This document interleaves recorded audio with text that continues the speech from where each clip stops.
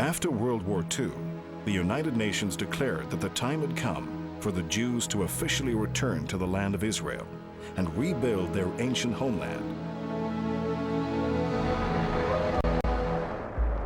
The United Nations decision was rejected by the Arab world. The very day the state was declared, Israel was attacked by 5 Arab countries. The source of the conflict is clear. 2 peoples fighting for the same small piece of land. The Arab world sees the Israelis as colonists, usurpers. But with the creation of the State of Israel, the Jews were stealing Arab lands. We're talking about the land and the owner of the land. Nobody can deny the fact that the Palestinians are the owner of Palestine. One of the claims that the Palestinians make is they're the equivalent of an indigenous people in North America, like the American Indians, that they've always been here and that they've been unjustly uprooted from their homes. You know, if there really is an equivalent to an indigenous people, it would be the Israelis, who have always existed on that land.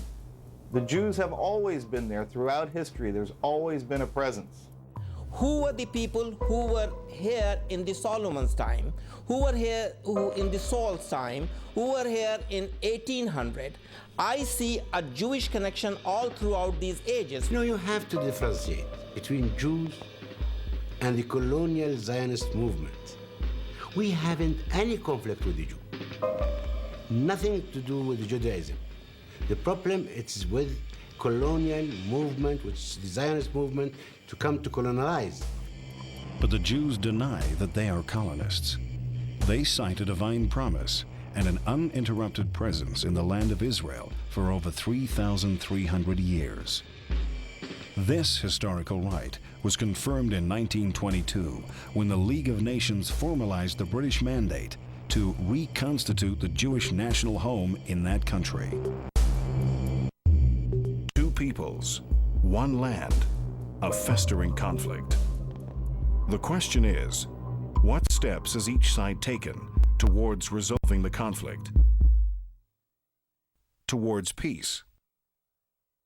In 1947, the United Nations proposed a resolution, a compromise, to partition the land into separate Arab and Jewish states. 2 states for 2 peoples. Palestine, where news of the United Nations decision to recommend partition brings wild jubilation among the Jewish communities in Jerusalem and Tel Aviv. A vivid contrast to the bitterness felt by the Arab peoples as the troubles of the Holy Land enter a new phase, perhaps the gravest yet. Israel accepted the plan. The Arabs rejected it and immediately instigated bloody battles to destroy the embryonic Jewish state. The Arab attacks did not succeed. Due to their rejection of the 2 states for 2 people compromise, the Arabs living in the West Bank and Gaza found themselves without any state at all, forced to live under Jordanian and Egyptian rule from 1948.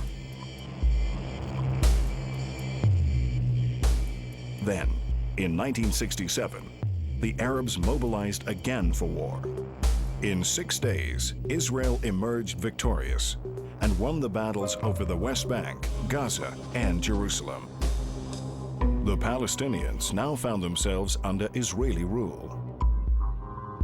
Between the wars, the Israelis were hit with a steady stream of terror attacks.